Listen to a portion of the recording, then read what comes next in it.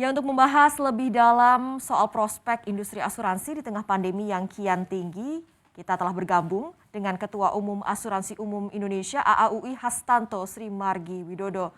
Pak Hastanto, kita mau minta pendapat Anda untuk evaluasi dari AAUI sendiri seperti apa terkait dengan pola adaptasi yang dilakukan perusahaan asuransi umum dan juga reasuransi dalam menjalankan operasional bisnisnya di tengah pandemi seperti ini, Pak Hastanto.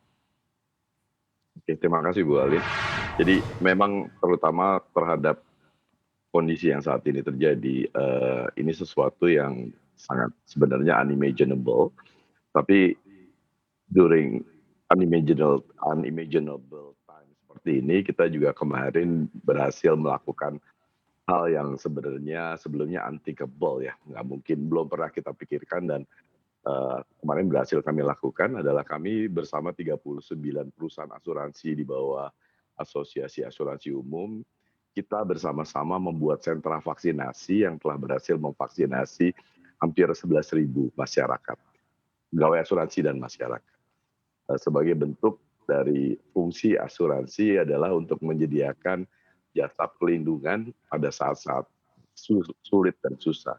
Jadi memang saat ini adalah saat pembuktian bagi kami bagaimana kami perusahaan asuransi adalah corporate citizens. Jadi artinya warga negara korporasi. Kita bukan animal animal corporation lah. Artinya hatinya memang ada, fungsinya ada dan eh, pada saat pandemi ini memang saatnya kami bisa membuktikan fungsi dan menjustifikasi eksistensi dari kami untuk masyarakat ini.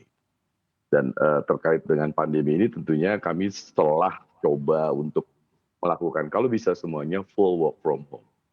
Kita tekankan seperti itu dan kita coba siapkan juga berbagai fasilitas pendukung buat anggota kami juga jika memang hal itu akan mempermudah mereka seperti juga mendorong dengan electronic signature dan juga proses-proses automation yang bisa kita ajarkan untuk dilakukan oleh berbagai perusahaan asuransi lainnya. Demikian Bu Ali.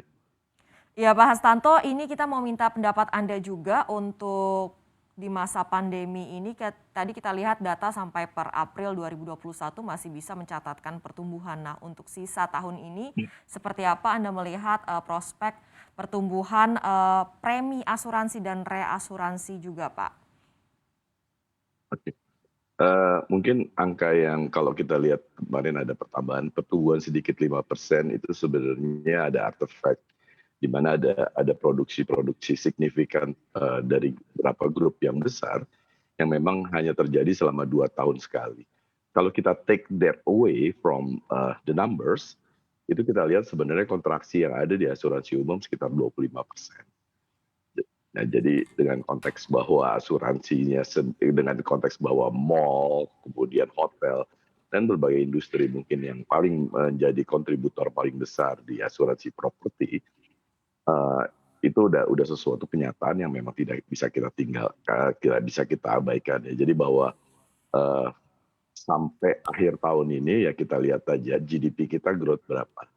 Tapi juga kalau kita tahu kan juga bahwa GDP kita kan growth bahwa terutama juga didorong oleh domestic consumption dengan BLT juga, dan itu kan kalau BLT tidak bisa drive ke insurance. Jadi ya sebagai part dari function untuk melakukan memberikan service secara financial, service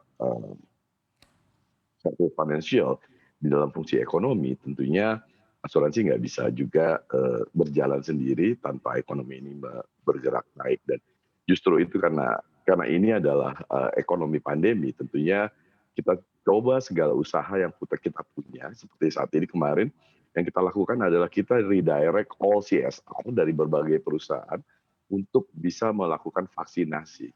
Bahkan Pak Menteri Kesehatan pun meminta coba kalau bisa dilakukan sampai akhir tahun dan di seluruh Indonesia. Dan kita sekarang lagi coba untuk melakukan itu. Jadi ada dana-dana yang bisa kita bisa tap dari CSR yang ada di perusahaan-perusahaan asuransi, dan juga mungkin kemarin di sentra kami kemarin kita bisa menjual sponsorship dari dua perusahaan dari Singapura untuk mereka bisa ikut membantu vaksinasi di Indonesia. Karena at the end of the day kalau kita asuransi di Indonesia tidak bisa berjalan dengan baik, kalau pandemi ini terus berlanjut tentunya mereka juga tidak akan bisa mendapatkan pendapatan dari premi asuransi yang akan ada keluarnya. Demikian Bu Ali. Ya Pak, beberapa tahun belakangan ini seperti apa sih Pak tren eksplorasi untuk produk maupun juga jalur pemasaran di asuransi umum? Ya.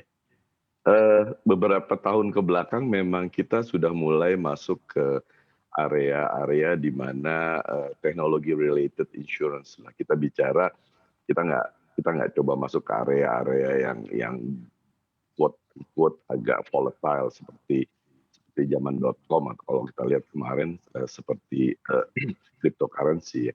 Tapi kita sekarang sudah mulai menerapkan applied teknologi di mana AUI sekarang sebagai sebuah asosiasi kami menerbitkan indeks kelembapan tanah untuk seluruh lokasi di Indonesia. Itu bisa dilihat di soilmoisture.auiservices.id dan dengan menerbitkan hal indeks kelembapan tanah tersebut, kita ke depannya kita ingin bahwa bisa ada terbit program-program asuransi di mana kita bisa memberikan perlindungan indeks berdasarkan indeks kelembapan tanah tersebut terhadap perubahan cuaca yang terjadi, dan itu kita bisa bantu petani-petani sehingga dengan perlindungan asuransi tersebut tentunya menjadi sangat bankable mereka. Selama ini petani agak sulit bankable karena memang skim yang ada terhadap perubahan cuaca tidak ada perlindungannya. Dengan konteks teknologi based insurance seperti ini tentunya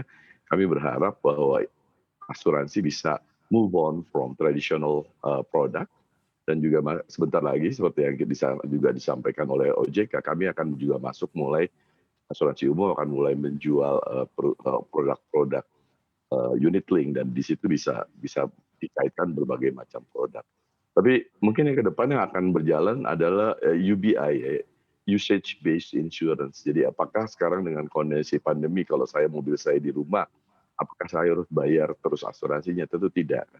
Jadi ke depan mungkin saya kalau mau jalan baru saya beli asuransi dari mobil tersebut. Atau saya bisa beli asuransi untuk kendaraan tersebut kalau saya mau traveling dari Jakarta ke Surabaya dan vice versa atau dalam jarak dekat ataupun jarak jauh. Saya rasa dengan ke depan dengan kenyataan bahwa semua penduduk Indonesia akan pakai aplikasi Peduli Lindungi yang dimana di situ memang ada trackingnya, banyak produk-produk ke depannya yang akan location based yang bisa di-track dan membuat harga asuransi akan sangat murah dan tentunya akan bisa memberikan perlindungan yang lebih luas kepada masyarakat dengan premi-premi yang langsung memberikan perlindungan spesifik pada event itu, jadi tidak hanya untuk jangka tahunan saja. Mungkin ke depan kita harus melihat bahwa untuk teknologi untuk produk-produk asuransi yang teknologi base ini tentunya model engagement antara perusahaan asuransi dengan customer-nya mungkin juga akan sangat-sangat berubah. Jadi apakah masih ada middle tier di situ, apakah masih ada intermediaries, itu akan sesuatu hal yang beda. Tapi penguasaan terhadap implementasi teknologi di asuransi itu menjadi kunci yang sangat-sangat besar. Dan kemudian dikaitkan juga dengan manajemen risiko teknologi informasi yang akan ditetapkan tahun depan. Itu sesuatu hal yang memastikan bahwa perusahaan asuransi ke depannya should be a technology savvy company. Jangan lupa install aplikasi CNBC Indonesia di App Store maupun di Play Store untuk mendapatkan informasi dan perkembangan terkini dari berita-berita ekonomi dan bisnis.